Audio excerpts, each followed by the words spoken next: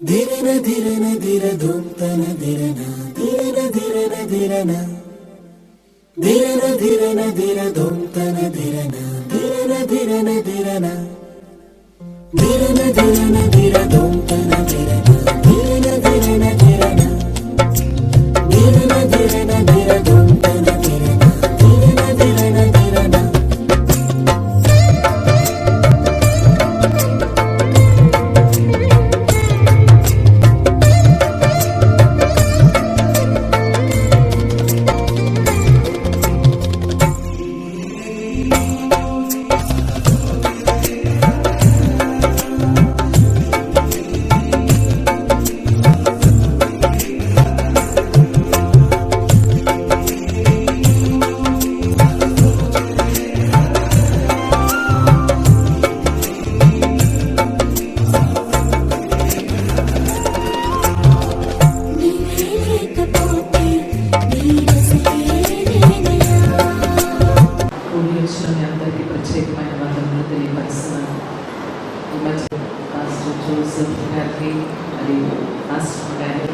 అలాగే వేదిక మీద కూర్చున్న సగం పెద్దలకి పెద్దవారికి నా ప్రత్యేకమైన వందనాలు. చాలా సంతోషంగా ఉంది మీ మధ్యలో ఉండడం. మీరు చూపిస్తున్న ఆతిథ్యాన్ని అన్నింటిని బట్టి ప్రభుని నేను స్తుతిస్తూ ఉన్నాను. ఉదయ కాలము మనమందరూ ఒక్కసారి లేచి నిలబడేటట్టయితే ఒక్క నిమిషం మనమందరూ ఈ దినం దేవుడు మనల్ని దీవించాలి, ఆశీర్వదించాలని ప్రతి ఒక్క స్త్రీలు నుంచో కలిగిన వాడు నుంచోండి, నుంచో లేరు అని అనుకున్న వాడు కూర్చోండి, ఏం పర్వాలేదు. సీమైన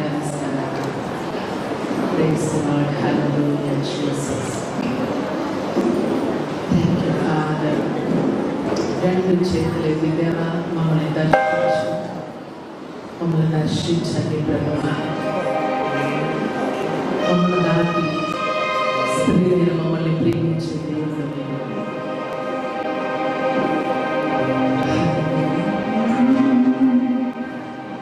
నీవు మాత్రం చాలు యేసయ్యా.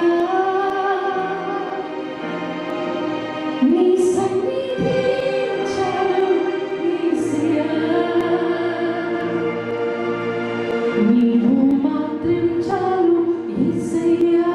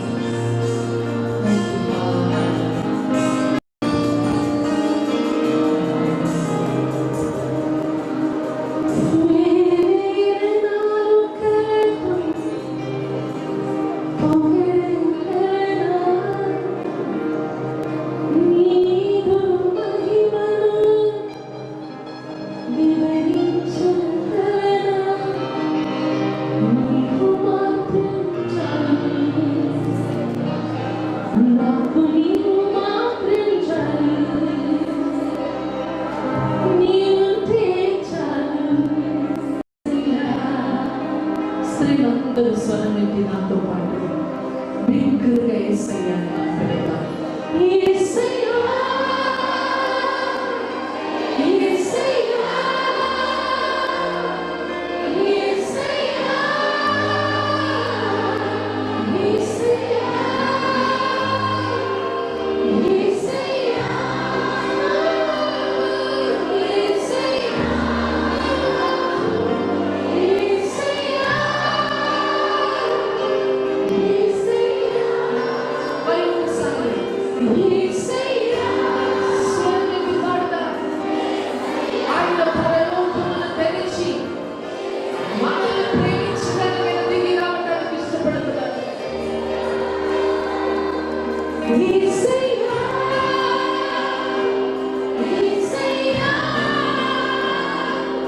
యేసయ్యా,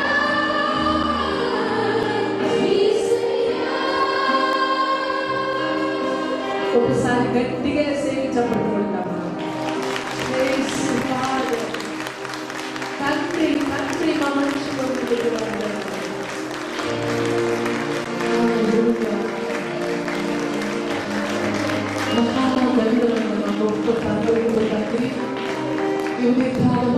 మంచులో మీరు నా తండ్రి సేవకుడిగా చేస్తున్నందుకు పడుతున్నాను. నిలబడిన నీ దాసురాల వీకని బలహీనరాలను నన్ను మరుగుపరచి ఈ రాత్రి మీరు అధికంగా ప్రేమిస్తున్న ప్రతి ఒక్క నీ బిడ్డని జ్ఞాపకం చేసుకో. వారిని మీరు ఈ దినము మీ కౌగిట్లో చేర్చమని అడుగుచున్నారు. వారితో మీరు మాట్లాడమని అడుగుచున్నారు. నన్ను మరుగుపరిచి మాట్లాడాలి. వచ్చిన రీతిలో ఒక్క స్త్రీ కూడా తిరిగి వెళ్ళనివ్వకుండా యేసు నామములో ఈ స్థలమందు తెరవబడిన పరలోక రాజ్యం అనుచమని అడుగుచున్నాను. మీకు మాత్రమే నేను సకల విధమైన ఘనత మహిమ ప్రభావములు ఆరోపిస్తున్నాను. నజరుడైన యేసు పరిశుద్ధ నామమున అడుగుచు వేడుచున్నాము తండ్రి. కూర్చుందాం. Praise God, hallelujah. ఇదిలో నేను మీతో చెప్పబోయే అంశం ఒక టైటిల్ ఏంటంటే స్త్రీ దేవుని చేతుల్లో రహస్యమైన ఒక పాత్ర. వచ్చేసి ఇంకా రావాల్సిన బిడ్డలు గురించి కూర్చోండి. కొంచెం జరిగి కూర్చొని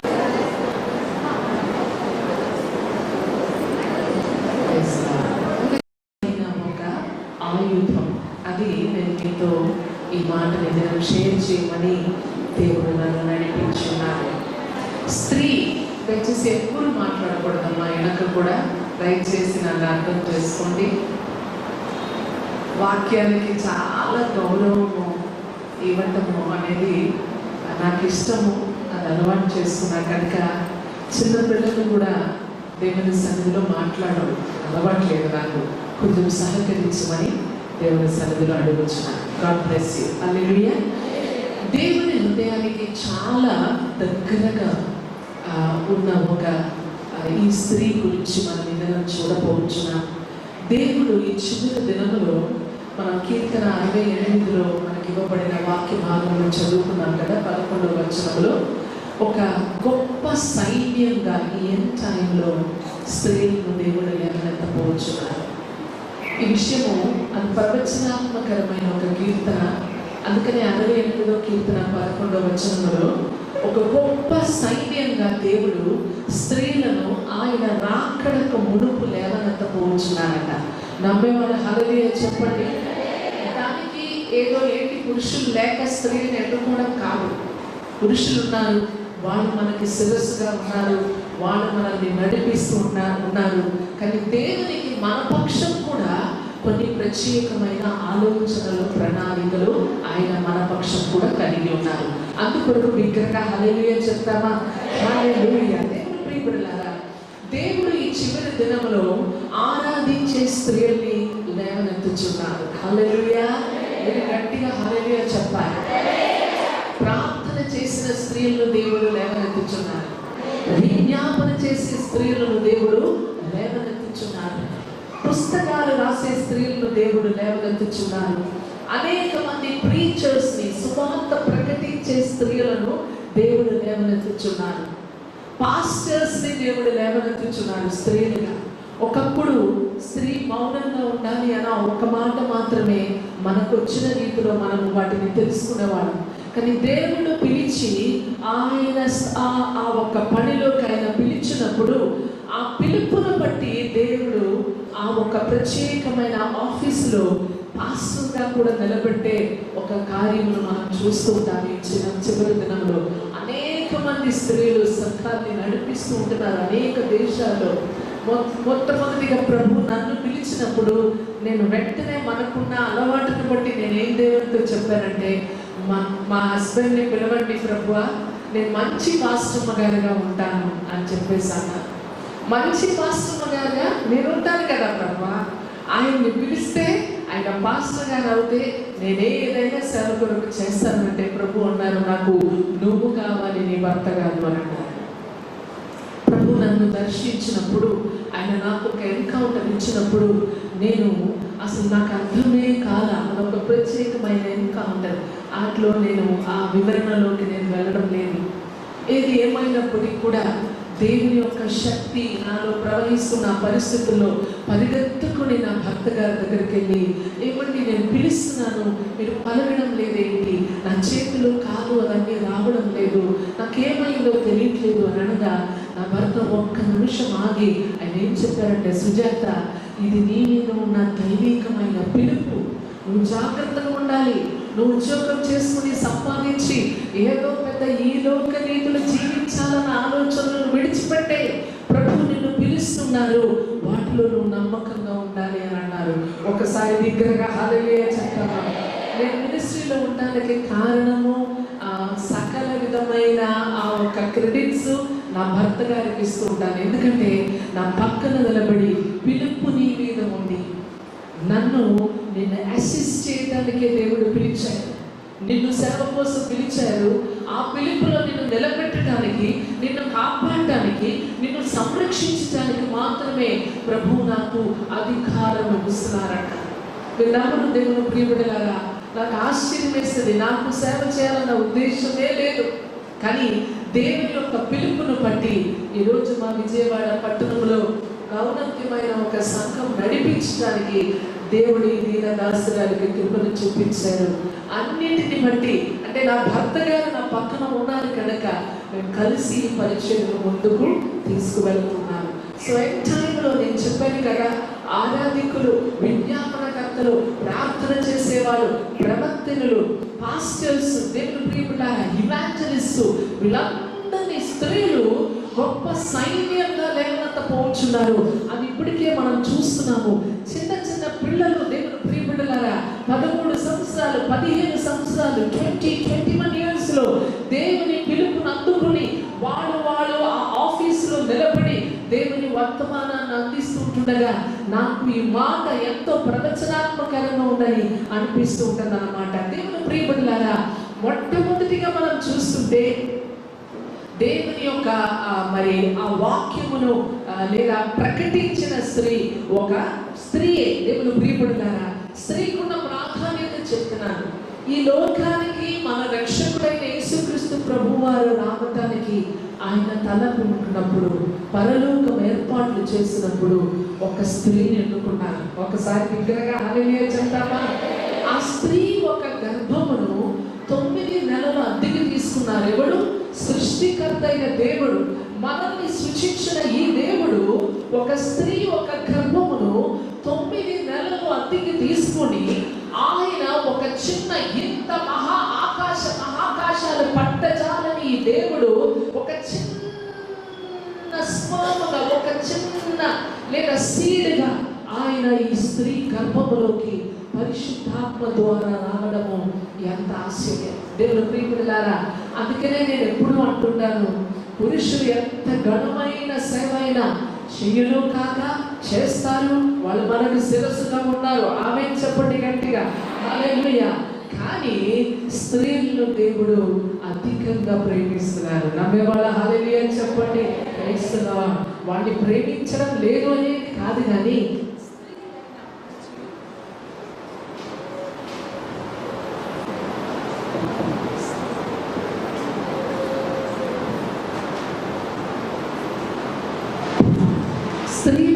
మన జీవితంలో దేవుడు ఆశ్చర్యకరమైన రీతిలో ఆయన ఏం చేస్తున్నారంటే మనల్ని ప్రేమిస్తున్నారు. హల్లెలూయా. ఒకసారి ఊహించండి, సృష్టికర్త అయిన ఈ దేవుణ్ణి ఒక స్త్రీ ఆమె గర్భం దాల్చి ఆ చంటి బిడ్డని ఆమె చేతిలో ఎత్తుకొని ఆ స్త్రీ తల్లి పాలిచ్చి ఆ బిడ్డని పోషిస్తున్నారు. ఎవరిని? దేవుడిని. హల్లెలూయా. మన చేతిలో దేవుడు తన్ను తాను మనం నమ్మకస్తులుగా ఉంటారని తెలిసి కూడా మన శరీర ఆకారములు ఆయన వచ్చే రీతిలో భూమి మీద తన రక్షణ కార్యం నెరవేర్చే రీతిలో ఒక స్త్రీకి తన శరీర అవయవాలను దేవుడు అనుగ్రహించిన గొప్ప దేవుడు. బిగ్గరగా హల్లెలూయా చెప్పండి. ఎప్పుడైనా మీ యొక్క శరీరం గురించి ఆలోచించారా? దేవుడు ప్రియపడులారా, మనం మాత్రమే మరి ఒకరికి జీవం ఇవ్వగలరు. దేవుడు జీవాధిపతి అయిన దేవుడు, సమృద్ధి జీవం ఆయనలో ఉంది అని మనకు తెలుసు. తండ్రి అయిన దేవుడు అంటే యోహాను 10:10 మనకు తెలుసు, దొంగ అంట దొంగలించడానికి, హత్య చేయడానికి, నాశనం చేయడానికి వస్తున్నాడే కానీ నేనైతే గొర్రెలకు జీవం ఇచ్చుటకు దానిని సమృద్ధిగా చేయటకు వచ్చానని అన్నాను. దేవుడు ప్రియపడులారా, సమృద్ధి జీవం ఇచ్చే దేవుడు ఆయన మనల్ని ఆయన ఆ ఒక సృజనాత్మకరమైన కార్యములు బట్టి మానవులను ఆయన సృష్టిస్తున్నారు. కానీ ఒక విషయం గమనించండి, మరలా ఈ భూమి మీద తరతరాలు నిలిచి ఉండటానికి ఒక స్త్రీకి మాత్రమే జీవమును మరలా ఇచ్చే కృపను దేవుడు అనుగ్రహించున్నారు. బిగ్గరగా హల్లెలూయా చెప్పండి. హల్లెలూయా. ఆ ప్రొక్రియేషన్ లేదా మళ్ళీ ఒక జనన అంటే మళ్ళీ ఒక తరమును క్రియేట్ చేయడానికి మనకు మాత్రమే దేవుడు ఆ కృపను అనుగ్రహించున్నారు. కనుక దేవుడు ప్రియపడులారా, ఈ చివరి దినములో దేవుడు ఒక గొప్ప సైన్యం, ఇది మనకు కనపడడం లేదు. ఎందుకంటే స్త్రీలుగా మనం ఎలా ఉంటామంటే మన ఇంటిలోనే మనకు అలవాటు, మన హస్బెండ్ మనకి తెలుసుగా ఉంటారు కనుక ఇంట్లో పనులంతా కూడా మరి ఎంత సాక్రిఫిషియల్గా మనం చేస్తూ ఉంటాం. నేను ఎప్పుడు అడుగుతూ ఉంటాను అన్నమాట, హాలిడేస్ అన్నీ కూడా ఇవాళ కూడా సెలవులు అనుకుంటాం. 3 రోజులు సెలవు ఇచ్చారు మా విజయవాడలో, మరి ఇక్కడ ఉందో నాకు తెలియదు. సెలవులు అందరికీ ఉన్నాయి కానీ మనకు సెలవులు ఉన్నాయండి? చెప్పండి. Praise the Lord. ఈ రోజు ఇండిపెండెన్స్ డే, మాకు సెలవండి, మేము బట్టలు ఉతకము, మేము వంటలు చేయము అని చెప్పడానికి లేదు. ప్రతికి లాస్ట్ డే వరకు మనం చేస్తూనే ఉంటున్నాం. Praise the Lord. హల్లెలూయా. బాగున్నా బాగపోయినా ఆ కుటుంబాన్ని ముందుకు నడిపించాలంటే ఎవరు కావాలి? మనం కావాలి. అందుకే నేను అనుకుంటాను, యేసయ్యకి మనం అంటే స్పెషల్గా ఒక ప్రేమ ఉంది. నమ్మేవాళ్ళు దగ్గరగా హల్లెలూయా చెప్తారా? అందుకే దేవుడు ప్రియపడులారా, ఇలాంటి స్త్రీలను వీళ్ళు ఇంకా ఎప్పటికీ బట్టలు ఉతకడం కాదు, ఎప్పటికీ వంట చేయడం కాదు, ఎప్పటికీ ఇంకా మరుగై జీవించడం కాదు, ఇప్పుడు నేను వాళ్ళు లేవనెత్తపోతున్నాను ఒక్కొక్కరిని అని దేవుడు అనుకుని ఆయన ఏం చేస్తున్నారంటే ఒక సైన్యంలో లేవనెత్తుతున్నారు. భూమి అంతటిలో ఒక సైన్యంలో, ఈ సైన్యంలో అన్ని రకాల మనుషులు ఉన్నారు. దేవుడు ప్రియపడులారా, ఓ హల్లెలూయా. ఒకసారి విగ్రహ హల్లెలూయా చెప్తాను. కీర్తన 68:11 68 ఒకసారి మనం చదువుకుందాం. కీర్తన 68 దేవుడు ప్రియపడులారా 13వ వచనం మొదటిగా చదువుకుందాం. 13వ వచనం ఎవరైనా మైక్లో చదివి వినిపిస్తారా? కీర్తన 68:13 గొర్రెలు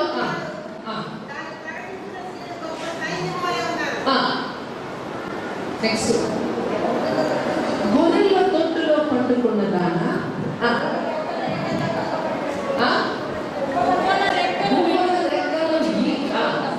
ఏటితో కప్పబడినట్లు వాటి ఈకల రెక్కలు పచ్చని బంగారంతో కప్పబడినట్లు ఉన్నది. మనం చూస్తుంటే గొర్రెల దొడ్డులో పండుకున్న దానా అని చెప్పేసి అంటున్నారు. ఇక్కడ ప్రవచనాత్మకరమైన రీతిలో దేవుడు దేవుడులారా ఒక స్త్రీని దేవుడు ఏ స్థితిలో నుంచి ఏ స్థితిలోకి నడిపించబోతున్నారో అక్కడ రాయబడి ఉన్నది. గొర్రెల దొడ్డులో పండుకున్న దాన. గొర్రెల దొడ్డులు ఎంతమంది చూశారండి? Praise the Lord. హల్లెలూయా. కాకినాడలో ఉన్నాయండి గొర్రెల దొడ్లు, ఉంటాయి కదా, గ్రామ ప్రాంతాలన్నీ ఉన్నాయి. ఎంత కంపుగా ఉంటుందో. అందులో పండుకున్న ఒక స్త్రీ గురించి దేవుడు ఇక్కడ మాట్లాడుతున్నారు. అంటే ఈమెకు విలువ లేదు, ఈమె పరిస్థితి ఎంత దీనంగా ఉందంటే ఈమెని పట్టించుకున్న నాదుడు లేదు, ఈమెకి అసలు మాట్లాడే అధికారం లేదు, ఈమెని అసలు ఆ ఒక బుద్ధి చాకరి అమ్మ చేస్తూ చేస్తూ సమాజంలో ఒక విలువ లేదు. కొన్ని చోట్ల ఇక్కడ గురించి మన విశ్వాసం గురించి నేను మాట్లాడలేదు, లోకరీతిలో మాట్లాడుతున్నాను. అమ్మడం అయిపోతుంది. ఈరోజు స్త్రీ బేరాలు ఆడుకుంటున్నారు కట్టునాల గురించి. దేవుడు ప్రియపడులారా, అంత ఇచ్చి వెళ్ళినా సరే ఆ ఇంట్లో పట్టింపు లేకుండా అసలు కొంచెం కూడా ప్రేమ దొరకని ఎంతో స్త్రీలు ఉన్నారు. దేవుడు ప్రియపడులారా, ఇక్కడ ఏమంటున్నారంటే గొర్రెల దొడ్డులో పండుకున్న పరిస్థితుల్లో నిన్నెవరు అసలు పట్టించుకున్న పరిస్థితిలో, నిన్ను నన్ను ఎవరు విలువ ఇవ్వలేని పరిస్థితుల్లో, నిన్ను నన్ను అసలు కనీసము మన గురించి మనము అమ్మ మీ సంతోషం ఏంటమ్మా, నీకేం కావాలి అని అడిగే వాళ్ళు కూడా లేకుండా ఉన్న స్త్రీలు ఉన్నారు. ఒక్కసారి కూడా కొంతమంది భర్తలు అడగరు కొంత స్త్రీలు, నీకేం కావాలి, అసలు వాళ్ళు పండగ కదా ఒక కొత్త చీర నీకు కొట్టి పడతామని ఆలోచనలు ఎంతమంది ఉన్నారు. మనకు అది కావాలని కాదు, కానీ అంత మాత్రం ప్రేమ లేకుండా బ్రతికే స్త్రీలు ఉన్నారు. అందుకనే ఇక్కడ ఏమంటున్నారంటే గొర్రెల దొడ్డులో పండుకున్న దాన్న. ఇప్పుడు దేవుడు ఏం చేస్తున్నారు, నీ యొక్క చదవటమా గుమ్మల రెక్కల నిన్ను ఇప్పుడు యేసు దేవుడు ఏం చేస్తున్నారంటే ఈ స్త్రీని ఆ స్థాయిలో నుంచి చేసి గుమ్మల రెక్కలు ఎండితో కప్పబడినట్లు ఈమె రెక్కలను కప్పబడుచున్నమాట. హల్లెలూయా. ఒకసారి బిగ్గరగా హల్లెలూయా చెప్తామా? ఈకలు రెక్కలు దేవుడు ప్రియబిడ్డలారా పచ్చని బంగారంతో కప్పబడినట్లు ఈమెని దేవుడు ఏం చేస్తున్నారంటే అలంకరిస్తూ దేవుడు ప్రియబిడ్డలారా ఆ గొర్రెల దొడ్డులో నుంచి ఆమె జీవితాన్ని తీసుకుని వచ్చి ఈమెకు కొన్ని కృపావరాలు ఇచ్చి ఈమెని అభిషేకించి ఈమెని ఎండితో కప్పబడినట్లు పచ్చని బంగారంతో ఈమె ఈకలు కప్పబడినట్లు ఒక అద్భుతమైన, ఎప్పుడైనా గుమ్మలను మీరు చూస్తుంటారు కానీ ఎండితో వాటి రెక్కలు కప్పబడి బంగారంతో కప్పబడిన గుమ్మను మనం ఎక్కడ చూడలేదు కదా. కానీ ఇక్కడ ఒక స్త్రీ గురించి దేవుడు ఏమి వివరించి చెప్తున్నారంటే నేను అద్భుతమైన రీతిలో ఒక గుమ్మలాగా నేను ఈ స్త్రీని తయారు చేయబోతున్నాను. ఒకసారి బిగ్గరగా హల్లెలూయా చెప్తామా? ఆమెని దేవుడు సంపూర్ణంగా మార్చుకొని మలచుకొని తనకున్నదంతా ఆమెకు పోసి ఆయన ప్రేమను ఆమెలో పెట్టి ఆయన అభిషేకం ఆమెలో పెట్టి అసలు నెమ్మదిగా ఆమెను అలంకరించి కృపా వరాలతో ఆత్మ ఫలాలతో ఈమెని నింపి ఇప్పుడు ఏం చేసింది దేవుడు ప్రియపడ్డారా? గుమ్మల రెక్క ఆ వెండితోను బంగారంతోను ఈకల రెక్కలు కట్టబడిన ఒక గువ్వలాగా ఈమెని చూసుకుని లోకమంతా చూసుకునే రీతిలో ఈమెను ఎగిరి వేస్తున్నారు మన దేవుడు. ఒకసారి బిగ్గరగా హల్లెలూయా చెప్పండి. హల్లెలూయా. దేవుడు ప్రియపడులారా అటువంటి స్త్రీలు ఒక ప్రత్యేకమైన ఒక సైన్యమును దేవుడు ఈ చివరి దినంలో లేవనెత్తుతున్నారు. ఎ ట్రాన్స్ఫార్మ్డ్ గ్రూప్ ఆఫ్ విమెన్. వీరు మనసు మారి రూపాంతరం చెంది యేసు కోసం వాళ్ళ జీవితంలో నుంచి వాళ్ళ ప్రాణ ప్రియుడైన యేసు కొరకు వాళ్ళు బ్రతకడానికి తీర్మానం తీసుకొని జీవితంలో ఎన్ని కష్టాలు వచ్చినా ఈ ప్రభు కొరకు జీవించాలి అని చెప్పి ఒక తీర్మానం తీసుకున్న అనేక సమర్పణ కలిగిన స్త్రీలను దేవుడు ఇదిగో ఈ సైన్యంలో ఈ చివరి దినంలో లేవనెత్తబోచున్నారు. బిగ్గరగా హల్లెలూయా చెప్తామా? ఈ సైన్యములో దేవుడు ప్రియబిడ్డలారా ఈ మధ్యాహ్న కాలము ఈ బాప్టిస్ట్ చర్చ్ లో ఉన్న అనేక స్త్రీలను దేవుడు ఈ సైన్యములో ఆయన ఎన్రోల్ చేయబోతున్నారు. నమ్మే వాళ్ళ హల్లెలూయా చెప్పండి. హల్లెలూయా. దేవుడు ప్రియబిడ్డలారా ఎందుకు నేను మొట్టమొదటిగా నేను చెప్పాను మీకు ఒక రహస్యమైన ఆయుధంగా మీరు దేవుని చేతులు ఉంటారు. పరస్యంగా మనం కనిపించదు, మనకి పోస్టర్స్ అవసరం లేదు, మనకి పబ్లిక్ గా మన పేర్లు రావాలి ఈ ఆశలన్నీ మనకు ఉండవు. ఎందుకంటే మనం ఇంట్లో ఎలా ఉన్నామో బయటికి అలాగున్నా దేవుడు ప్రియబిడ్డలారా కనుక కొన్నిసార్లు అన్ని ఇష్యూస్ నేను ఈ పరిచయంలో ఇంట్లోకి వచ్చినాక ఈ లోకమంతా కూడా చూస్తుంటే ఇంతగా పాస్టర్ గారు ఒక మాట వాడారు, కమర్షియల్. నిజంగా సేవ కమర్షియల్ అయిపోవడం కూడా చూసి ఆశ్చర్యపేస్తుంది. ఎవరికి వాళ్ళు సేవ చేస్తుంటున్నారు. నన్ను ఇలాగ ఒక మీటింగ్కి ఆహ్వానించారు. ఆ మీటింగ్కి ఆహ్వానించిన పాస్టర్ గారికి మీటింగ్కి 2 రోజుల ముందు నేను మామూలుగా ఫోన్ చేసి, పాస్టర్ గారు అంత బాగుందా, అసలు ప్రార్థన చేస్తున్నారా, నేను సిద్ధపడి వస్తున్నా.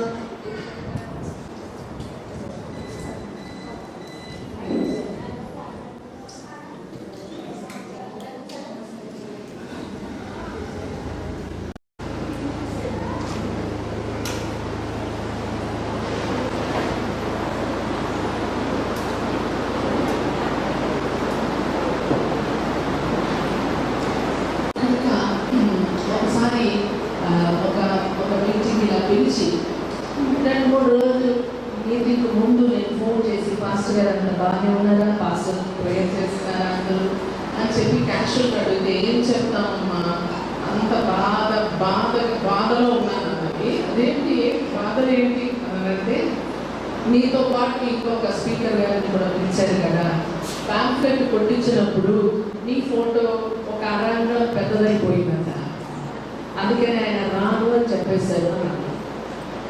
నాకు షాక్ అయిపోయింది అన్నమాట. నేనన్నా, పాస్టర్ గారు మరి ఇప్పుడు ఏం చేస్తారు, నా ఫోటో నాకు తెలియదు కదా, నేను చిన్న ఫోటో ఇవ్వడం అనేది మీకు చెప్పలేదు కనుక నాకు ఉన్నదే మీకు ఇచ్చారు. ఇప్పుడు ఆయన రాను, నేను మీటింగ్కి రాను, ఏమనుకుంటాను, నేను సీనియర్ పాస్టర్, ఆవిడ వచ్చినాక పెద్ద ఫోటో పెట్టేశారు, అక్కడ చేస్తున్నానట. నేను పాస్టర్ గారికి చెప్పాను, నేను ఒక సలహా చెప్పమంటారా, ఎంత అవుతుంది మళ్ళీ రీప్రింటింగ్ చేయడానికి, ఎంతో అవుతుంది కదా, మళ్ళీ చేసేసేయండి ఈసారి, ఇప్పుడు ఇక్కడ టైం లేదు కనుక నా ఫోటో తీసేసేయండి, గొడవే లేదు కదా, ఆయనదే ఉంటుంది, అది చిన్నదో పెద్దదో ఆయనదో ఉన్నప్పుడు బాగా. ఇది మన యాటిట్యూడ్ అన్నమాట. ఎందుకంటే మనకి దేవుని పని జరిగితే చాలు. హల్లెలూయా. అక్కడ పేరు అవసరం లేదు, ఫోటో అవసరం లేదు, ఏది అవసరం లేదు. అవునా కదా? నాతో పాటు ఒకసారి బిగ్గరగా హల్లెలూయా చెప్పండి. అందుకనే దేవుడు ఏమనుకున్నారంటే, ఈ పని ఒక రహస్యమైన ఒక పాత్రగా నేను చివరి దినంలో వాడుకోబోతున్నాను. చాలా జాగ్రత్తగా గమనించండి. నేను కొన్ని సత్యాలు దినము స్త్రీలైన మీకు చెప్పబోతున్నాను. ఆదిలో మనం చూస్తుంటే దేవుడు ఈ స్త్రీని సృజించాడు. స్త్రీని సృజించిన మరుక్షణం దేవుడు ప్రియపడ్డారు. మనకందరికీ తెలుసు, నేను ఆ డీటెయిల్స్ లోకి వెళ్ళడం లేదు. ఆదమునికి కాళ్ళ కలిగించి పక్కట ఎముకలో నుంచి ఆ ఎముకను తీసి వాటిని మాంసము సమస్తమును ఆ దేవుడు అసలు మరి ఆ స్త్రీని ఆ పురుషుల దగ్గర నుంచి ఆ ఎముకలో నుంచి సృజిస్తూ ఉంటున్నారు. ఈ స్త్రీని దేవుడు ఎప్పుడైతే చేశారో ఒక్కడ ఐలెంట్ అయిపోతారు. జాగ్రత్త గమనించారు. వాడెవడంటే మన ఆత్మలకు విరోధి అయిన సాతాను. వాడు అక్కడక్కడే ఆ తోటలోనే తిరుగుతున్నాడు. ఎందుకంటే అక్కడ నుంచి సంపూర్ణంగా దేవుడు నెట్టి వేసాడు. లూసిఫర్ అన్న ఈ దేవదూత అప్పుడు వరకు పరలోక రాజ్యములో చూడకోరిన అద్భుతమైన ఒక జీవి, తన శరీరం అంత ప్రశస్తమైన రాళ్ళు, ఎస్సీఎల్ గ్రంథంలో మనకి కనిపిస్తుంది.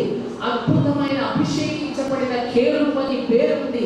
అసలు నడుస్తూ ఉంటే శరీరంలోనే పిల్లని గ్రోములు అమర్చబడి ఉండి సంగీతం వచ్చేది పరలోక రాజ్యములో. తన పేరు లూసిఫర్. కానీ ఎప్పుడైతే నేను ఆ అత్యున్నతని సింహాసనం మీద కూర్చొని పోదను అని చెప్పి తలచుకున్న మరుక్షణము దేవుడు తన గర్వమును చూసి తనను ఎంత సౌందర్యవంతంగా ఉన్నాడని గమనించిన మరుక్షణము పరలోకంలో నుంచి నెట్టివేశాడు. నెట్టివేసిన మరుక్షణము వికారంగా కురూపమైన ఒక జీవిగా ఈ భూమి మీద వచ్చి పడుతుంది. నేను అనుకుంటాను అసలు భయంకరమైన కురూపమైన ఒక జీవి. అందుకనే మనం చూస్తుంటే పాము అని అనగానే మనకి ఇక్కడ సాతాను గుర్తుకొస్తారు. అంటే అసహించుకుంటా చూస్తే కరపెట్టుకుని కొట్టడమే. దేవుని ప్రియపడిలాగా ఎక్కువ తీసేసారు. అసలు మామూలుగా మనం చూస్తుంటే దేవుని ప్రియపడిలాగా ఆ రీతిలో ఎప్పుడైతే ఎన్నో సంవత్సరాలు పడి ఉంటారు, ఏ రాయి కింద రెప్ప కింద అసలు ఆ తోటలోనే పడి ఉన్నాడేమో దేవుడు నెట్టివేసిన వాడు. కానీ ఒక దినం ఒక సౌండ్, ఒక స్వరం వినిపిస్తుంది వాడికి. ఏమని? నేను మన స్వరూపమందు నరుని చేయుదము అనగానే వీడు అలర్ట్ అయిపోయాడు. చూడగానే దేవుడు ప్రియపడ్డారా, దేవుడు అంటే నేను అనుకుంటాను, ఇది నా ఊహ అన్నమాట, ఎక్కడో దాగి ఉండి ఆదాముని చేసుకోవడం అనేది వాడు చూశాడు. చూసి వాడికి ఎక్కడ లేని బాధ, అంటే అంత దేవుడు ఆ ఆదాముతో అంత దగ్గరగా ఉండటం చూస్తున్నారు. ప్రతి సాయంకాల పూట ఆ ఒక ఆదాము అవ్వలతో గడపటం చూస్తున్నారు. ఇప్పుడు గమనించండి, ఆదాములో నుంచి అవ్వను ఎప్పుడైతే దేవుడు తయారు చేశారో సాతాను ఇంకా తట్టుకోలేకపోయాడు. ఎందుకంటే ఆ స్త్రీ ఆదాముని చూసినప్పుడు అంతగా రాలేదండి, కానీ అవ్వమని చూడగానే ఆమె అందము, ఆమె ఆకారాన్ని చూడగానే వీడికి ఎక్కడో వీడు పాత స్థితి గుర్తుకొచ్చిందన్నమాట. వాడు పాత సౌందర్యము గుర్తుకొచ్చింది. ఎందుకంటే చాలా నైపుణ్యాలతో దేవుడు ఈ స్త్రీని చేశారు. దేవుడు ప్రియపడులారా, శరీర ఆకారమైన ఆమె కన్నులైన, ముక్కైన, నవ్వైన, పెదవులైన దేవుడు ప్రియపడులారా చాలా అద్భుతంగా దేవుడు అమోఘంగా తయారు చేశారు. అది చూడగానే వాడికి ఎక్కడో అసలు తన పాత స్థితి గుర్తుకొచ్చి ఒకటే అనుకున్నాడు, ఎప్పుడైనా ఈమెని నేను పడేస్తాను, ఎప్పుడైనా ఈమెని నేను అసలు సంపూర్ణంగా దేవుని దగ్గరకు రాకుండా నేను చేస్తానని కంకణం కట్టుకున్నాడు. అదే వాడు చేశాడు. మనకందరికీ ఆ స్టోరీ తెలుసు. తినకూడదు అని చెప్పిన పండుని ఎవరిని మోసం చేస్తున్నాడు చెప్పండి? అవ్వను మోసం చేస్తున్నాడు. మోసం చేసి ఏమంటున్నారు దేవుడు ప్రియపడులారా, దేవుడు ప్రత్యక్షమైనప్పుడు అక్కడ ఒక మాట మనకి కనిపిస్తూ ఉంటుంది. మీరు ఇంటికి వెళ్ళినాక 3వ అధ్యాయంలో అదంతా సన్నివేశం కనిపిస్తూ ఉంటుంది దేవుడు ప్రియపడులారా.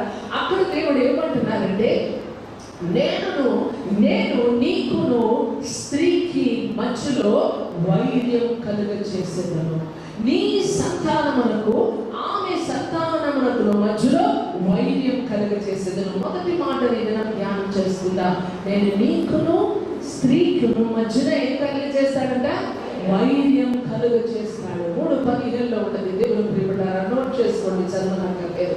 ఆ నీకును స్త్రీకు మధ్యలో వైర్యం కలుగ చేస్తాడని చెప్పిన ఆ మాట నేటి వరకు దేవుడు ప్రియపడ్డారా, అది అసలు ఎంతో అర్థవంతంగా ఉంది ఆ రోజు దేవుడు పలికిన మాట. ఎందుకు తెలుసా? వాడు ఇంకను మనల్ని వదలట్లేదు. ఈరోజు చెప్పండి, ఇక్కడున్న చాలా మంది తల్లిలు ఉన్నారు. మీ ఇంటిలో గొడవల గురించి ఎక్కువగా బాధపడేది మీ భర్త, మీరే బాధపడతారు. మీ బిడ్డలు చదువుకోకుండా ఉంటే ఎవరు ఎక్కువ బాధపడతారు చెప్పండి? తల్లిగా మనకే నిద్ర పట్టదు. వయసు అయ్యి వివాహం కాన పిల్లలు ఇంట్లో ఉంటే ఆ వివాహం అయ్యే వరకు మనకెక్కువ బాధగా ఉంటుంది. కుటుంబంలో తాగేసి వచ్చి భయంకరంగా గొడవ చేసిన భర్త ఉంటే నలిగిపోయినది భార్య. ఇదన్నీ ఎవరు చేస్తున్నాడు దేవుని ప్రియపడ్డారా? మన భర్త దేవుని స్వరూపంలో చేపట్టారు, మన బిడ్డలు దేవుని స్వరూపంలో చేపట్టారు, వాళ్ళందరూ కూడా దేవుని స్వరూపంలో ఉన్నారు. కానీ ఎవరు మధ్యలో వైర్యం కలిగ చేసేవాడు? సాతాను. మన ఇంటిని, మన స్త్రీ అయిన మనతో వాడు వైర్యము కలుగ చేస్తాడని దేవుడు చెప్పిన ఆ మాటను నేటి వరకు ఉంది. ఈరోజు ఈ మాటను మీరు చక్కగా గమనించాలి దేవుడు ప్రియపడ్డారా. కుటుంబంలో ఆర్థికమైన ఇబ్బందుల్లో ఆ అపవాది అయిన వాడు నలిపివేస్తుంటారు. అప్పులు చుట్టూ అప్పులు భర్త తీసుకుంటారు, కానీ రాత్రి పడుకోకుండా నిద్రపోకుండా ప్రార్థన, అప్పులు తీరిపోవాలని వేదనకరమైన పరిస్థితుల్లో ఎవరు మగ్గిపోతుంటారు? ఇంట్లో స్త్రీలే. దేవుడు ప్రియపడ్డారా, ఆ రీతిలో కుటుంబ బాధ్యత అంతా కూడా మనం తీసుకొని చూడండి దేవుడు ప్రియపడ్డారా, మనం ఆలోచించి, మనం బాధపడి, మన బిడ్డల కొరకు, మన భర్త కోసం, ఆర్థికమైన పరిస్థితుల కోసం ఆలోచించి ముందు స్త్రీలకి డయాబెటీస్ తీసుకొస్తున్నారు, ముందు వాళ్ళకి బీపీ, వాళ్ళకి థైరాయిడ్, వాళ్ళకి రకరకాల రోగాలు. దేవుడు ప్రియపడ్డారా, అవునా కాదా? మీరు చాలా తెలివిగా చూస్తున్నారే. నేను చెప్తున్నది వాస్తవం కదండి. ఒకసారి మనం బిగ్గరగా హల్లెలూయా చెప్తాను. దేవుడు ప్రియపడ్డారా. అందుకనే ఈ పరిస్థితుల్లో దేవుడికి అన్ని అర్థమవుతాయి. నిన్న నేడు ఏకరీతిగా ఉన్న దేవుడు, ఆయనకి అల్ఫాయు ఒమేగా అయిన దేవుడు కనుక మన ఇంటిలో పరిస్థితులని, ఒక్కొక్కరి పరిస్థితులు ఆయనకు తెలుసు. హల్లెలూయా. మన అందరి పరిస్థితులని ఆయన అనుకోరు. మీ ఇంటిలో ఒక్కొక్కరు పరిస్థితులు తెలుసు. ఎలాంటి పరిస్థితుల నుంచి వెళ్తున్నారు, ఎలాంటి స్థితిగతుల్లో నుంచి, పిల్లలు చదువుకోవడం లేదు, వాళ్ళకి చదివి ఉద్యోగాలు రావడం లేదు, భవిష్యత్తు లేదు, ఇలాంటి పరిస్థితుల్లో నలిగిపోతున్న మన పక్షాన దేవుడు ఏమనుకుంటున్నాడు తెలుసా? ఆ పరిస్థితుల్లో మనల్ని ఆ గొర్రెల దొడ్డులో నుంచి తీసుకొని ఆయనే కొన్ని ఇచ్చి పొదిగించాలని అనుకుంటున్నారు. హల్లెలూయా. బంగారము ఎన్నితో కప్పబడి దేవుడు ప్రియులారా, అంత మాత్రం కాదు, ఒక సైన్యంగా తయారు చేసి వాడిని సంపూర్ణంగా ఓడించి వేయడానికి ప్రభు లేవనెత్తుచున్నారు. ఒకసారి మనం బిగ్గరగా హల్లెలూయా చెప్తామా? అందుకనే మనం ఆయన చేతిలో రహస్యమైన ఆయుధంగా ఉన్నాం. మొదటి స్త్రీ ఓడిపోయింది. మనం చివరి కాలంలో ఉన్న చివరి స్త్రీలమే. నమ్మే వాళ్ళ హల్లెలూయా చెప్పండి. మొదటి స్త్రీ ఓడిపోయింది అపవాది దగ్గర, కానీ రెండో స్త్రీని దేవుడు ఏం చేయబోతున్నాడు తెలుసా? మనల్ని విజయవంతంగా నిలబెట్టబోతున్నారు. నమ్మే వాళ్ళ హల్లెలూయా చెప్పండి. మీ కుటుంబంలో మీరు మిమ్మల్ని జయించిన వాళ్ళగా నిలబెట్టబోతున్నారు. పరిస్థితులను అధిగమించే శక్తిని మీకు అనుగ్రహించబోతున్నారు.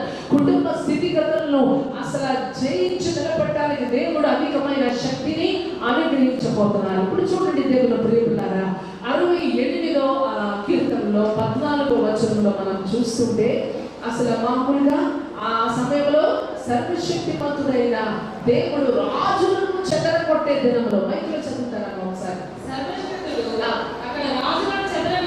రాజులను చెదరగొట్టినప్పుడు సల్మోన్ మీద హిమము కురిసినట్టు ఆయన. చాలా జాగ్రత్తగా గమనించండి. సల్మోన్ అన్న ఒక ప్రాంతం ఇజ్రాయెల్ దేశంలో ఉంటుంది. ఆ ప్రాంతం ఎప్పుడు కూడా ఉంది, కానీ ఎప్పుడు కూడా ఆ ప్రాంతం చాలా హై ఆల్టిట్యూడ్ లో ఉంది కనుక మంచు కురిసే స్థలం అన్నమాట. మంచు కురిసే స్థలం కనుక ఇప్పుడు మనము న్యాయాధిపతుల గ్రంథము అక్కడ ఒక సల్మోన్ గురించి ఒక పదమును దేవుడు మనకు చూపిస్తూ ఉంటున్నారు. 9వ అధ్యాయంలోకి ప్రతి ఒక్కరు కూడా ఒకసారి బైబిల్ గ్రంథంలో 9వ అధ్యాయం న్యాయాధిపతుల గ్రంథము నన్ను ఒకసారి మీరు నేను చదవమని చెప్పినప్పుడు వినండి. ఎందుకంటే మనకు ఉన్న సమయం కొద్దిగా ఉంది కనుక త్వరగా మనం ముందుకు వెళ్తాం. ఇప్పుడు నన్ను గమనించండి, నేను స్టోరీ చెప్తాను. మీరు ఇంటికి వెళ్ళినాక 9వ అధ్యాయం మొత్తం చదువుకోండి, చాలా ఇంట్రెస్టింగ్ గా ఉంటుంది. 9వ అధ్యాయం న్యాయాధిపతుల గ్రంథంలో ఒక క్రూరుడైన రాజు గురించి అక్కడ రాయబడి ఉంది. అతని పేరు అబీమెలెకు అన్నమాట. ఏంటంటే పేరు అబీమెలెకు. ఈ అబీమెలెకు చాలా క్రూరమైన ఒక రాజు. బైబిల్ గ్రంథం అంతటిని మనం పరిశీలన చేసి చూస్తే ఇంత క్రూరుడైన ఒక వ్యక్తి మనకి కనిపించదు. అసలు మనల్ని క్రూరుడైన వాడు ఒకడు మనల్ని వెంటాడి మన జీవితాన్ని నాశనం చేయాలని మన ఆత్మలకు శత్రువుగా ఉన్నవాడు అక్కడ ఉన్నాడు. ఆడెవరు? సాతానే. ఆడు ఒక పోలికలో ఈ వ్యక్తిని, ఒక మనిషిని ఒక రీతిలో మనం చూస్తుంటే అదే క్రూరత్వం ఈ అబీమెలెకులో కనిపిస్తుంది. 9వ అధ్యాయం 1వ వచనంలో మనం చూస్తుంటే దేవుని ప్రియబిడ్డలారా, అబీమెలెకు ఏం చేస్తున్నారంటే తన తల్లి ఒక సహోదరుల ఇంటికి వెళ్ళి, ఆ మామల ఇంటికి వెళ్ళి ఏమంటున్నారంటే, ఇప్పుడు ఇజ్రాయెల్ దేశానికి పరిపాలించిన ఒకడు ఉండాలి. మా ఒక ఇంటిలో 70 మంది సహోదరులు ఉన్నారు. మేము 70 మంది మిమ్మల్ని పరిపాలించడం మీకు ఇష్టమా, లేదా నేను ఒక్కడినే పరిపాలించడం ఇష్టమా అనగానే వాళ్ళు ఏంటంటే ఆలోచిస్తారు, అబ్బో 70 మందిలో మమ్మల్ని పరిపాలిస్తే ఎట్లా ఉన్నది ఆ పరిపాలన, ఎందుకనే అబీమెలెకు నువ్వు ఒక్కడు పరిపాలిస్తే చాలు అని చెప్పేసి అంటున్నారు. దేవుని ప్రియబిడ్డలారా, ఆ షెకెములో ఉన్న తన సహోదరులంతా కూడా 3వ వచనంలో మనకి కనిపిస్తుంది. అందరూ కూడా మనకి నువ్వు మాకు రాజుగా ఉంటే చాలు అని చెప్పేసి అంటూ ఉంటున్నారు. ఇప్పుడు కొన్ని మాటలు నేను చెప్పిన మాటలు చదువుకుందాం. 1వ వచనం చదువుదామమ్మా. 1వ వచనం 9వ అధ్యాయం న్యాయాధిపతుల్లో 1వ వచనం. యెరుబ్బయలు కుమారుడైన అబీమెలెకు షెకెములో ఉన్న తన తల్లి సహోదరులకు పోయి వారితో తన తల్లి పితరుల కుటుంబములందరితోనూ మీరు దయచేసి షెకెము యజమానులందరూ లేనట్లు వారితో మాట్లాడి మీకు ఏమి మంచిది, యెరుబ్బయలు యొక్క కుమారుడైన 70 మంది మనుషులందరూ మిమ్మల్ని ఏలడం మంచిదా, ఒక్క మనుషుడు మిమ్మల్ని ఏలడం మంచిదా? చాలు, 3వ వచనం చదువుకుందాం. ఇప్పుడు వాళ్ళు ఏం చేస్తున్నారు చూడండి. అతని తల్లి సహోదరులు అతని గూర్చి షెకెము యజమానులు విన్నట్లు ఆ మాటలన్నీ చెప్పగా వారు ఇతడు మన సహోదరుడు అనుకొని తమ హృదయము అబీమెలెకు తట్టు తిప్పుకొనిరి. అప్పుడు వారు అబీమెలెకు తట్టు తిప్పుకున్నారు కనుక అబీమెలెకు నువ్వు మాకు రాజుగా ఉండాలి అని చెప్పి షెకెములో ఉన్న తన తల్లి సహోదరులంతా కూడా అనుకున్నారంట ఇతరులు అంతటితో ఆలేదు అని తన క్రూరత్వం మనకు కనిపిస్తుంది. ఏం చేశారంటే 70 మంది సహోదరుల దగ్గరకు వెళ్ళిపోయి ఎప్పుడైతే వీళ్ళు దాన్ని రాజుగా చేయాలని అనుకుంటే ఎవరు అడ్డు రాకుండా ఉండడానికి ఒక్క రాత్రి మీద 70 మంది తన సహోదరుని చంపివేశాడంట. 5వ వచనంలో మనకు కనిపిస్తుంది. చదువు. తరువాత అతడు అబ్రాహామున్న తన తండ్రి ఇంటికి పోయి యెరుబ్బయలు కుమారుడును తన సహోదరుడైన ఆ 70 మంది మనుషులను ఒక్క రాత్రి మీద చంపారు. ఎంత క్రూరుడని! సొంత రక్త సంబంధలే వేరే భార్యల్లో నుంచి ఆ రోజు అంత బహుభార్యతో ఉండేది. కనుక 70 మంది సహోదరుని ఒక్క రాత్రితో చంపారంట. 6వ వచనంలో తన్ని రాజుగా వాళ్ళందరూ కూడా చేస్తున్నారు. చదవండి ఒకసారి.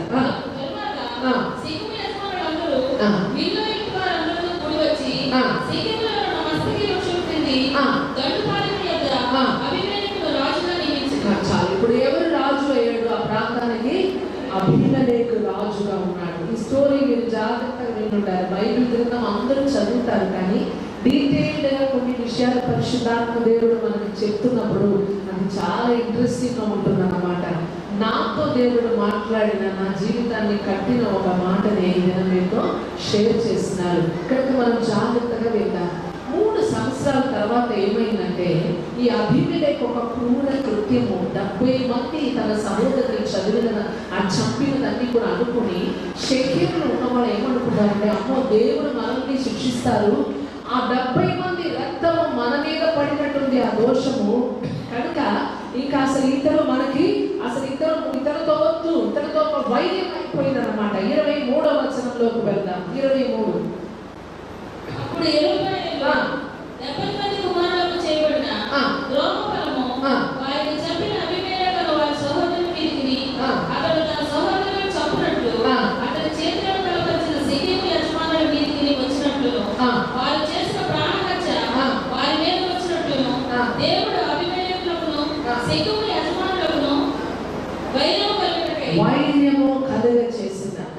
దేవుని ప్రియకులారా, ఇప్పుడు ఇది తెలిసిపోయింది అబీమెలెకు. అందుకే ఏం చేస్తున్నాడంటే, ఎట్టు పరిస్థితులైనా షెకెములో ఒక్క వ్యక్తిని కూడా నేను మిగిలించను అని అనుకున్నాడు. చూడండి 34వ వచనంలో 4 గుంపులుగా అబీమెలెకు ప్లాన్ చేసుకొని షెకెము అన్న ఊరు మీద పడి అసలు అందులో ఉన్న ప్రతి ఒక్కరిని చంపేస్తున్నాడు అన్నమాట.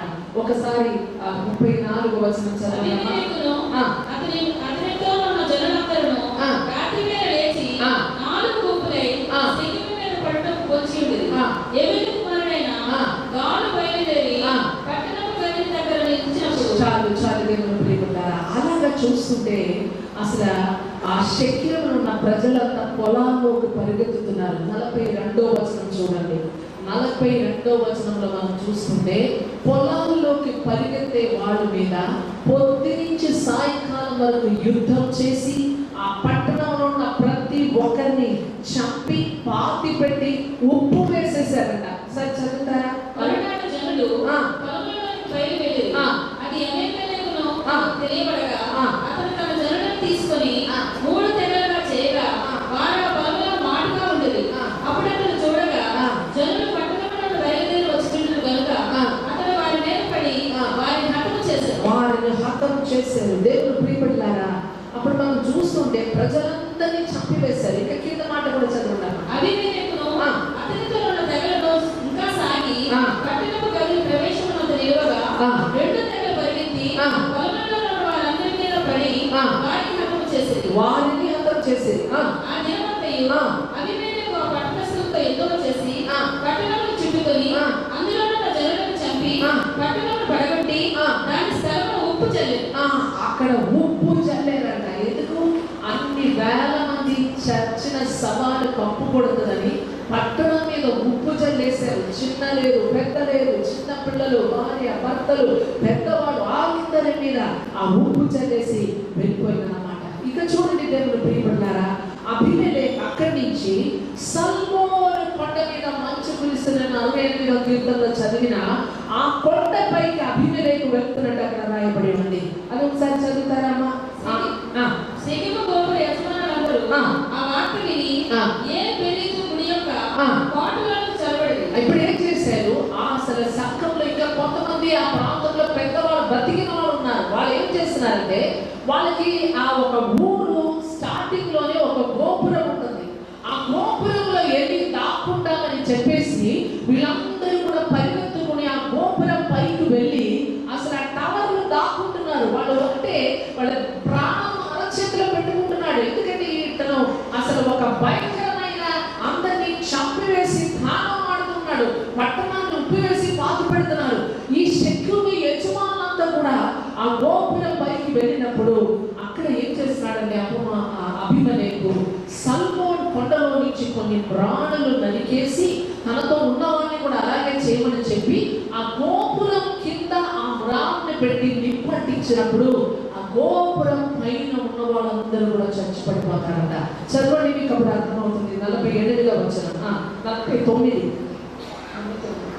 అప్పుడు ఆ జనమందరిలో ప్రతి వాడును ఒక్కొక్క కొమ్మను నరికి అబీమెలెకును వెంబడించి ఆ కోట దగ్గర వాటిని పెట్టి వాటి వలన ఆ కోటను అగ్ని చేత కాల్చిరి. పురుషులు ఇంచుమించు 1000 మంది చచ్చిపోయారు. అంతటితో అవట్లేదు. దేవుడు ప్రియపడలారా, సాతాను ఈ రోజు ఎలాగైతే చేస్తున్నాడో దొంగలించడానికి, హత్య చేయడానికి, నాశనం చేయడానికి, దేవుడు ప్రియపడలారా మన కుటుంబాల మీద, మన వివాహ జీవితాల మీద అసలు ఎంత దాడి చేస్తున్నాడంటే, పాపము విచ్చలవిడిగా మన కుటుంబాలే, క్రైస్తవ కుటుంబాలే భయంకరమైన పాపము, భయంకరమైన విచ్చలవిడితనము, భయంకరమైన విడాకులు, ఎన్ని అసలు వివాహమై 2 నెలల 3 నెలల పట్ల విడాకులు అంట. కాకినాడలో ఉన్నాయంటే విజయవాడలో ఎక్కువగా ఉన్నది. ఇలాంటి న్యూస్ వింటున్నా. ఎక్కడైనా అంతే. సాతాను ఎక్కడైనా భయంకరమైన రీతిలో పడుకుంటున్నాడు. ఇప్పుడు శక్యం అయిపోయింది. ఇంకేం చేస్తున్నాడు వీడు? నెక్స్ట్ తేబేష్ అనే ఒక ఊర్లోకి వెళుతున్నాడు. ఆ తేబేషులోకి వెళుతున్నాడు. చెప్పండి. తర్వాత అబీమెలెకు దేశేసికి పోయి అక్కడ కూడా ఒక గోపురం ఉంది. ఆ గోపురం ఉండగా స్త్రీ పురుషులను పట్టణపు యజమానులను అక్కడ పారిపోయి తలుపులు వేసుకొని గోపుర శిఖరం మీదకి ఎక్కిరి. చూడండి దేవుని ప్రియములారా, వీళ్ళు వెంటాడుతూనే ఉన్నాడు. తరతరాల నుంచి వెంటాడుతూనే ఉన్నారు. ఆదిలో నుంచి వెంటాడుతూనే ఉన్నారు. మొదటి హత్య చేయించడం కూడా వీడే. మనం చూస్తుంటే హేబేలుని చంపడానికి దేవుని ప్రియములారా కయీనును ప్రేరేపించిన వాడు అక్కడ నుండి ప్రారంభమైంది. వాడు చేస్తూనే ఉన్నాడు. దేవునికి విరోధంగా, దేవుని ఆజ్ఞను అనుసరించకుండా, దేవుని స్వారూప్యంలో చేయబడిన మానవుని, ప్రత్యేకంగా స్త్రీలను ఎంత ఘోరమైన రీతిలో పాపానికి భయంకరమైన రీతిలో తీసుకొస్తూ ఉంటున్నాడు. ఈ పరిస్థితుల్లో దేవుని ప్రియబిడ్డలారా, నేను 53వ వచనానికి మీ ఆకర్షణని, మీ యొక్క ఆలోచనను నేను తీసుకొస్తున్నాను. 53వ వచనంలో మనం చదువుతుంటే ఒకసారి చదువుకుందామా?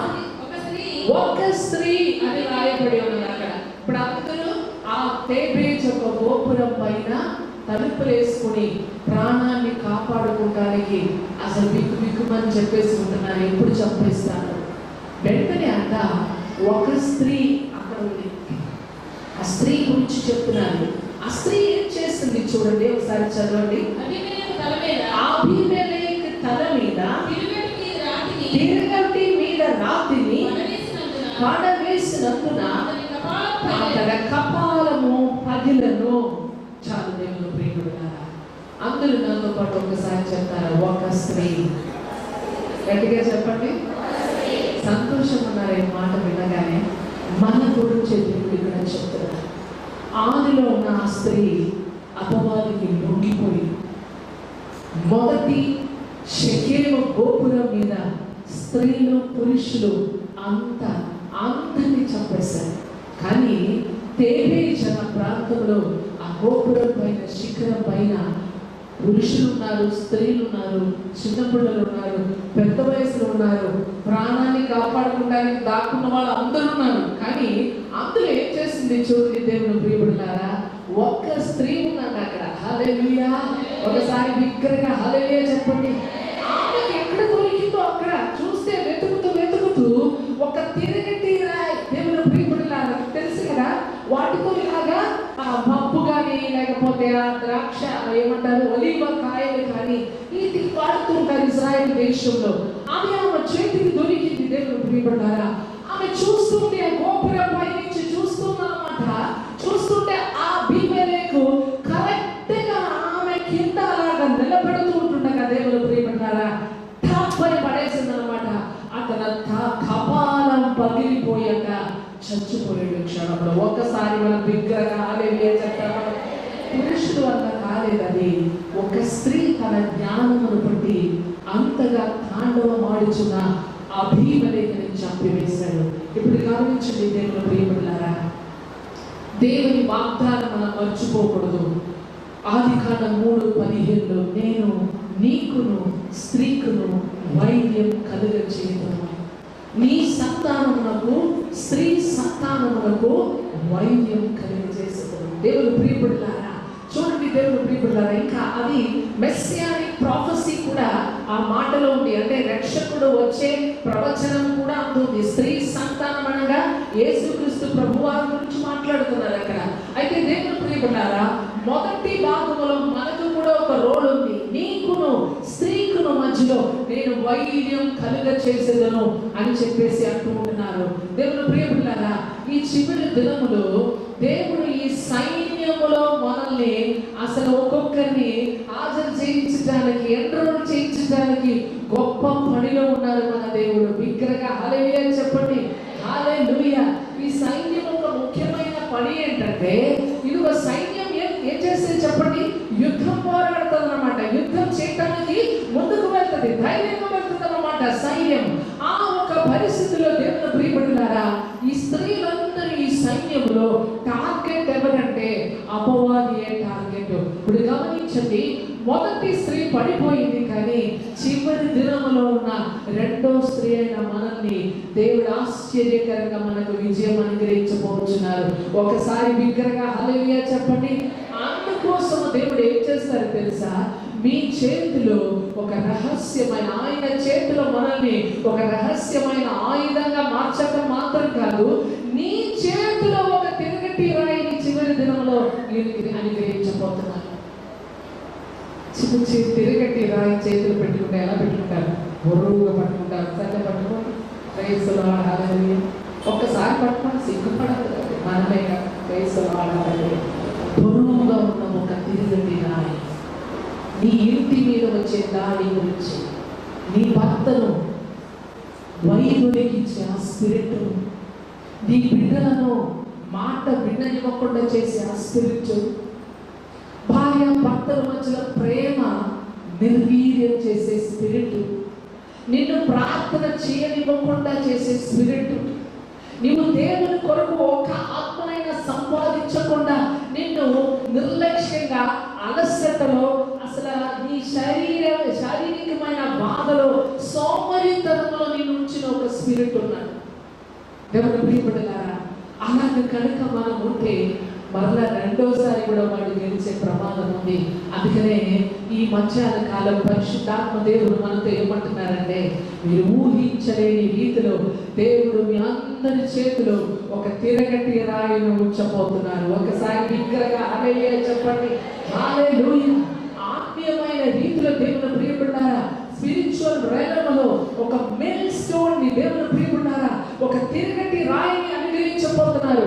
ఏంటి తిరగటి రాయి ప్రభు మీ చేతికి మీకు దొరికి తిరగటి రాయి ఏంటి దేవుని ప్రియబిడ్డలారా, ఇదే ప్రార్థన, ఇదే కన్నీటి ప్రార్థన, ఇదే విజ్ఞాపన, ఇదే అభిషేకము, ఇదే స్తుతి ఆరాధన, ఇదన్నీ కూడా దేవుడు వాడిని జయించటానికి చివరి దినములో మనకు అనుగ్రహించబోయే ఆయుధమే ఉన్నది. ఒకసారి బిగ్గరగా హల్లెలూయా చెప్పండి. ఎంతమంది అయితే తనను తీరుగా దేవుని ఆరాధిస్తారు, చక్కని క్వైర్ టీమ్స్ ఉన్నారు. దేవుని ప్రియబిడ్డలారా పాట పాడటం ఒక అంతు అయితే అభిషేకం కలిగిన ఆరాధన మరి ఒక అంతు. ఆ రీతిలో ప్రభు మనల్ని నడిపించును కాక ఈ చివరి దినంలో. బిగ్గరగా హల్లెలూయా చెప్తామా. పాటలు ఏమున్నాయి, చిత్రాలు కూడా పాడతారు, సుశీల గారు కూడా పాడతారు, ఇంతకుముందు జానకి కూడా పాడింది, పాటలు అందరూ పాడతారు. కానీ దేవుని ప్రియబిడ్డలారా నీ చేతిలో దేవుడు ఒక తిరగటి రాయి అనుగ్రహించినప్పుడు, నువ్వు పాట పాడుతున్నప్పుడు అపవాది అక్కడి నుంచి పారిపోవాలి. హల్లెలూయా. నువ్వు పాట పాడుతున్నప్పుడు నీ కుటుంబంలో నువ్వు ఆరాధించిన వచ్చినప్పుడు నీ బిడ్డ జీవితంలో మార్పు జరగాలి. నువ్వు వేటినైతే ఆరాధిస్తున్నావో వాటిని పోలికలోకి నువ్వు మలచబడతావు. అది ఆరాధన అంటే. అటువంటి ఒక అనుభవంలోకి దేవుని ప్రియపడులారా, సుమధురమైన గొంతు గురించి దేవునికి పట్టింపు లేదు. హల్లెలూయా. కొయరులో లేదని మీరెవరు బాధపడమన్నాడు. కొయరులో వాళ్ళే దేవుడు ప్రేమిస్తారని ఎక్కడ ఉందా? లేదు.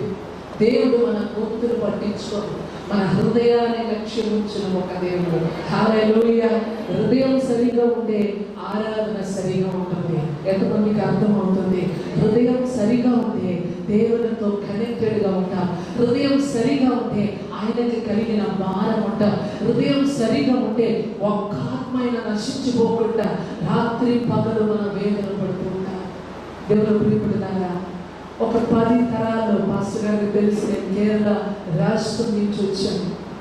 మా వాళ్ళందరూ క్రైస్తవులే. క్రైస్తవ కుటుంబంలో పుట్టి పెరిగి నేను వచ్చాను, కానీ అసలు రక్షణ అంటే ఏదో ఎవరు తెలియదు. ఒక 20 తరాలు నాకు ఒక పాస్టర్ ఉండేవారు కూడా అటువంటి ఇంట్రెస్టే లేదు. తరాలు చూసినా సరే మా ఇంట్లో సేవ చేసేవాళ్ళు కానీ ఒక పాస్టర్ కానీ లేదు.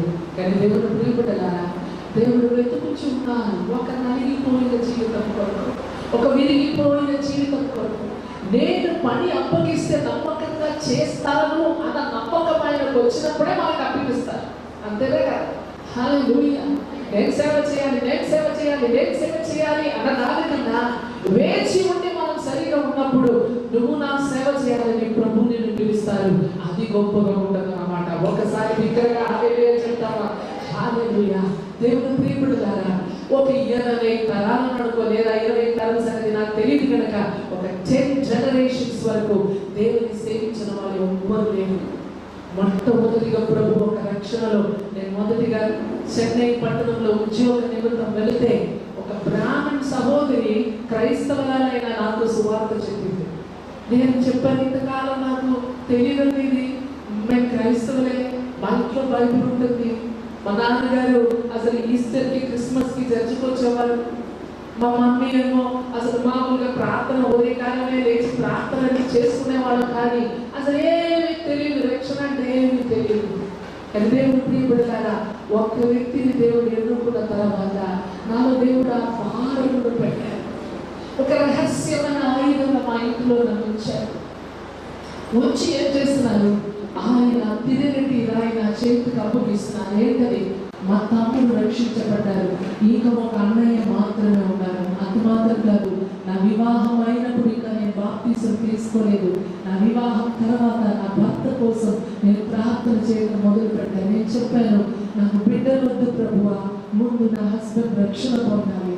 నా భర్తను రక్షించిన తర్వాత మాకు బిడ్డలు ఉంటే చిన్న వయసులో నుంచి అడుగు జాడులో నడిపించే సంవత్సరాలు ఎక్కడెక్కడ ఎంత పరిస్థితుల్లో అదని వివరించే సమయం లేదు.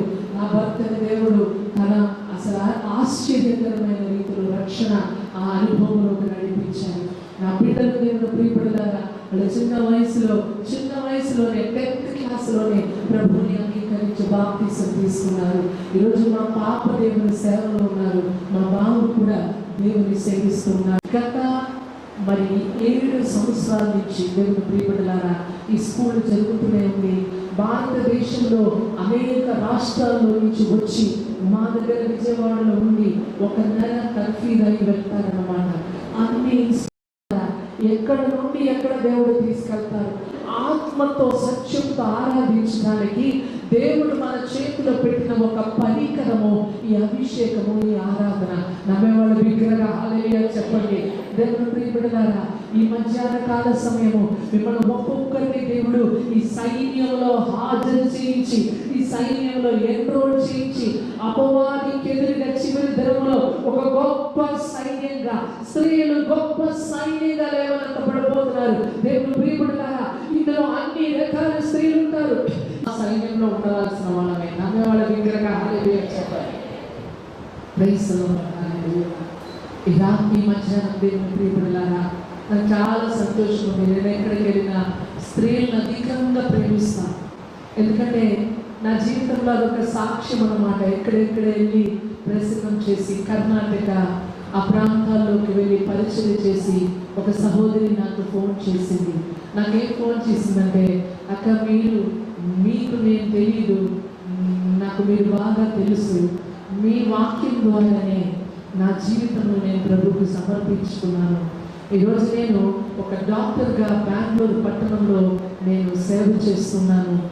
దేవుని యొక్క మరి సేవ చేస్తూ నేను ఒక ప్రొఫెషనల్ డాక్టర్ అవ్వకుండా మెడికల్ క్యాంప్స్ అన్ని పెట్టి అనేక ఆత్మలను ప్రభువులోకి నడిపిస్తున్నారు. మీతో ఒకరోజు మీ వాక్యం విని నా జీవితాన్ని నేను ప్రభువుకి ఇచ్చాను. ఎంత సంతోషం కదా! ఒకసారి బిగ్గరగా హల్లెలూయా చెప్పండి. ఈ మధ్యాహ్నం కూడా ఇక్కడ అనేక సహోదరులు చూస్తుంటే, మీ ముఖాలు చూస్తుంటే నాకు అనిపిస్తుంది ప్రభు ఎంత ప్రేమిస్తున్నారు. మీరన్ని బాధల్లో నుంచి వెళ్తున్నారు. కొంతమంది చెప్పుకోలేని బాధలు, అసలు కన్నీరే మాట్లాడితే కదిలిస్తే కన్నీరు కార్చే వాళ్ళు ఇక్కడ ఉన్నారు. దేవుని ప్రియులారా, సెన్సిటివ్ గా ఉన్న స్త్రీలను దేవుని చివరి దినములో ఈ సైన్యంలో ఆయన ఉంచి ఆయన మహిమ తెచ్చుకోపోతున్నారు. మన విరోధి అయిన అపవాదిని చివరి స్త్రీలైన మనము మన ప్రార్థనను బట్టి దేవుడు అనుగ్రహించిన ఆ పరికరాలైన అభిషేకము, ఆ ఆరాధనను బట్టి వాడిని ఓడించి మన కుటుంబాన్ని ప్రభు కొరకు మనం నిలబెట్టబోతున్నారు. నమ్మేవాడు బిగ్గరగా హల్లెలూయా చెప్పండి. Praise the Lord, hallelujah. అందరూ ఒకసారి లేచి నిలబడతారు. Praise you Jesus, hallelujah Jesus. మీరెంత వేదనలో ఉన్నారో ప్రభు తెలుసు. ప్రేమ లేకుండా తప్పించిపోయిన వాళ్ళు ఇక్కడ ఉన్నారు. భర్త పట్టించుకోకుండా కనీసం ఒక్క ప్రేమ మాట కూడా చెప్పని ఆ వినని వాళ్ళు ఇక్కడ ఉన్నారు.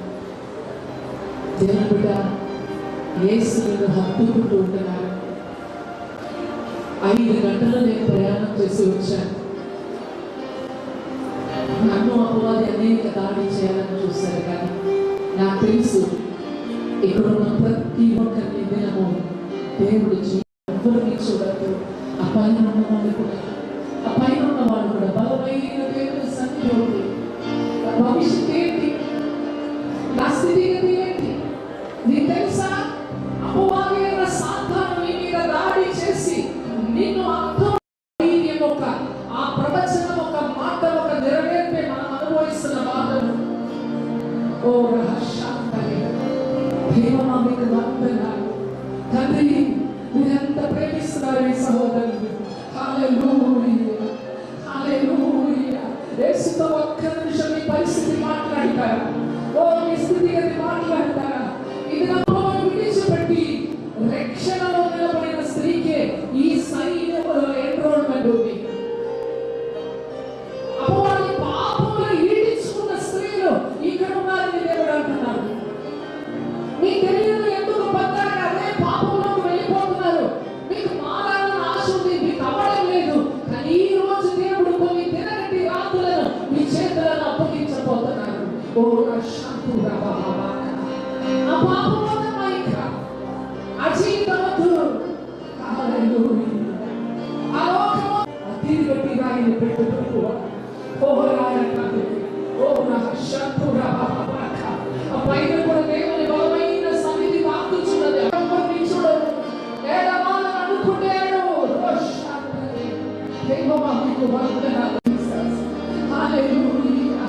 ఒకే మాట, యేసయ్యా ఈరోజు మీరు దాటి వెళ్ళొద్దయ్యా అని ఎవరైనా చెప్పేవాళ్ళు ఉంటే ప్రభుత్వం ఈ మాట చెప్పారు. ఇంతవరకు రక్షణ లేకుండా మనం ఎవరైనా ఉంటే, రక్షణ అనుభవం లేకుండా, బాప్తిజం లేకుండా మీ జీవితంలో వస్త్రాన్ని కనిపించబోతున్నారు.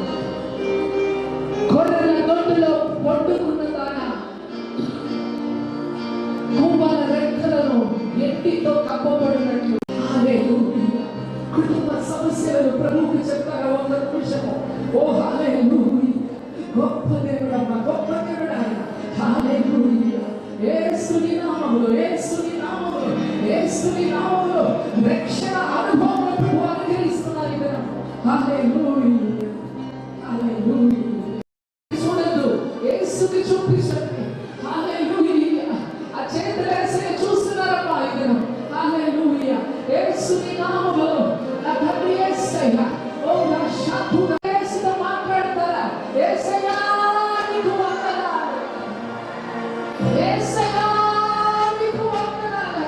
బలమైన ఒక సన్నిధి మన మధ్యలో ఉంది. కొన్ని కాళ్ళు విరగొట్టుకున్నారు, కొన్ని కాళ్ళు విరిగిపోవచ్చు, కొన్ని పన్నులను విరిగిపోవచ్చు. హల్లెలూయా జీసస్, హల్లెలూయా. ఓ కోరుమ శాంతుయా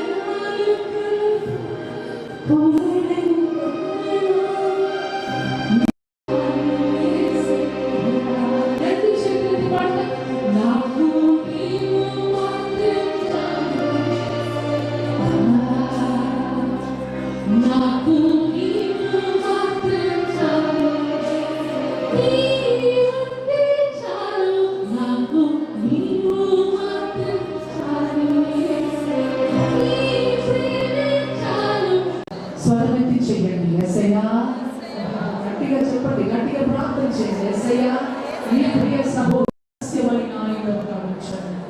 ఆమె చేతులు నీ తిరగటి రాయి అయిన ఓ అభిషేకమును మీరు అనుగ్రహించు. హల్లెలూయా. ప్రార్థించండి, ప్రార్థించండి, ప్రార్థించండి. ఆమె కుటుంబం కోసం ప్రార్థించండి. యేసు నామములో దేవా ఈ యొక్క సహోదరి యొక్క కుటుంబాన్ని దీవించండి, బిడ్డలను దీవించండి. ఈమె వెళుతూ ఉన్న పరిస్థితి మధ్యలో ప్రార్థన పూర్వకంగా ఈమెను నిలబెట్టు ఆ కుటుంబంలో. హల్లెలూయా. కన్నీరు కార్చి ప్రార్థన చేస్తారా? మీ పక్కన వాళ్ళ కొరకు భారం కలిగించేయండి అమ్మా, భారం కలిగించేయండి, భారం కలిగించేయండి. యేసుని నామములో, యేసుని నామములో. ఓ నా శాంతు దేవ సఖ్య దైవమా మీకు వందనాలు తండ్రి. చేయండి, చేయండి, ఆపొద్దు, చేయండి, చేయండి, ఆపొద్దు. పక్కన వాళ్ళ కోసం చేయండి. వాళ్ళ కుటుంబంలో విడుదల ఉండాలి. చేతులు వేయండి, ఆ కుటుంబంలో చేతులు వేయండి, చేతులు వేయండి. హల్లెలూయా, హల్లెలూయా. ఆ కన్నీటిని దేవుడు చూస్తున్నాడు. కొన్ని ఆత్మ మండలంలో కొన్ని తిరిగట్టి రాత్రులను ఈ దినం దేవుడు మీ చేతికి అప్పగిస్తున్నారు. హల్లెలూయా.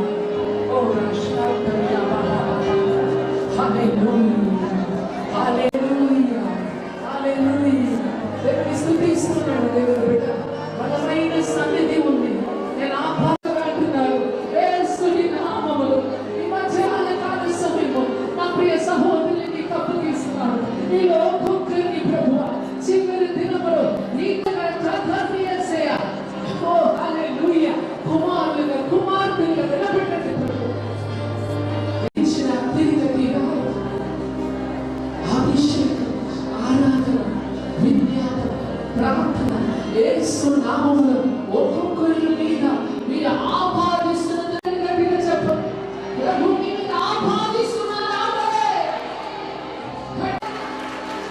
ఈ పరిస్థితులను మార్చగలిగిన అభిషేకం ప్రభు మీద ఉపయోగిస్తున్నాను.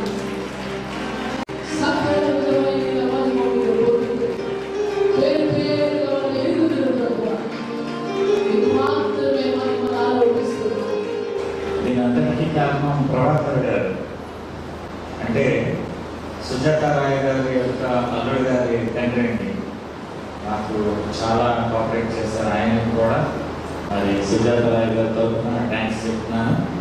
సుజాత రాయ్ గారు అల్లుడు ఎవరంటే అసలు మ్యూజిక్లో యూత్కి మంచి ట్రెండ్ మార్చిన సీడీ ఫస్ట్ రిలీజ్ చేశాడు తమ్ముడు. ఫ్రెండ్ బేసిక్ అనే సీడీలు, ఆకాశం చూస్తూ ఉంటే అనే పాట వీళ్ళు అల్లుడు గారే. తను గుడ్లవల్లిలో ఉన్నప్పుడు నాకు పరిచయం. కనుక ఆయన నీకు ఒకవేళ వీలైతేనా ఖచ్చితంగా మెసేజ్ హాట్ టచ్గా ఉంటుంది. చూడు నీ చర్చ వస్తూ మాట్లాడినారు కనుక ప్రభాకరరావు గారికి కూడా నా తరఫున హృదయపూర్వక వందనాలు తెలియజేస్తున్నాను. ఇదంతా దేవుడు చేసిందే, కానీ మరి నాకు స్పీకర్ గురించి ఎక్కువ ప్రేర్ చేస్తున్నా, ఎక్కువ అడుగుతున్నా, కానీ లాస్ట్లో ఆయన నాకు సజెషన్ ఇచ్చారు కనుక అందుకే మీ అధ్యక్షుల వారిని అడిగి సమయాన్ని తీసుకొని చెప్పాను కనుక అధ్యక్షుల వారి వందనాలు. మరి ఒకసారి మా యొక్క విన్నపాన్ని అంగీకరించి దేవుని పరిచర్యలో చక్కని వర్తమానాన్ని అందించినందుకు కాపరిగా సంఘం తరఫున నా తరఫున హృదయపూర్వక వందనాలు తెలియజేస్తున్నాను.